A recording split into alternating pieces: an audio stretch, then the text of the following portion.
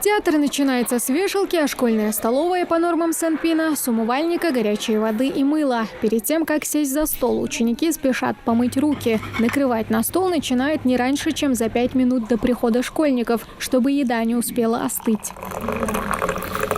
Меню расписано на 6 дней, и блюда, по словам сотрудников столовой, не повторяются. Сегодня, например, морковный салат, плов и чай. Главные критики в целом довольны едой.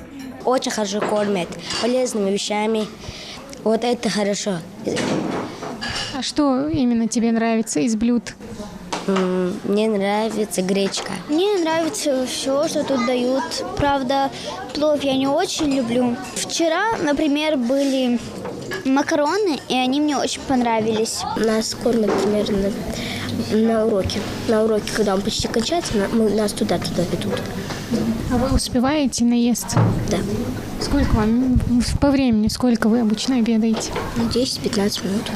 Кухонное оборудование для хранения и приготовления еды для учащихся, разделочные и раздаточные столы, большая вытяжка и не только это. Теперь работать в новенькой столовой со всеми удобствами – одно удовольствие. У нас есть вытяжки, горячая, холодная вода, у нас есть все условия для приготовления пищи. О необходимости обеспечить бесплатным питанием всех учащихся начальных классов говорил Владимир Путин в послании Федеральному собранию. Речь идет как минимум об одном приеме пищи, включающем в себя горячее блюдо и горячий напиток. В многих учебных заведениях возникли сложности уже на начальном этапе подготовки к этому процессу, но все они позади. Как таковой столовой у нас не было. Вот в мае месяце нам построили пищеблок новый. Мы его, правда, сразу запустили, даже не стали ждать нового учебного года. Вот как вы видите условия. Значит, условия очень хорошие, место готовки очень хорошее, большой зал, на 90 посадочных мест. В Третьей Троицкой школе теперь полноценное горячее питание у всех 224 учеников. На перемене обязательный обед. Теперь для Ахмеда Миржоева это незыблемое правило. Говорит, что от добавки никогда не отказывается. После второго урока на перемене мы идем кушать и сытые заходим в класс. А когда сытые, вы лучше учитесь? Да, мне больше нравится рыба.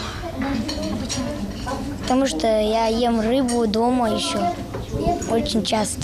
До строительства пищеблока еду для детей привозили из других общеобразовательных учреждений. За одну посадку поесть теперь могут 70 младшеклассников. Учатся школьники в 2 смены, поэтому готовят им как обеды, так и завтраки.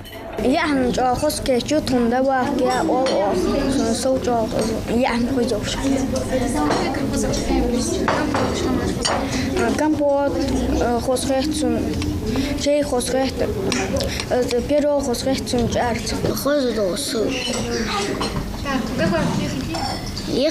добавки хагим.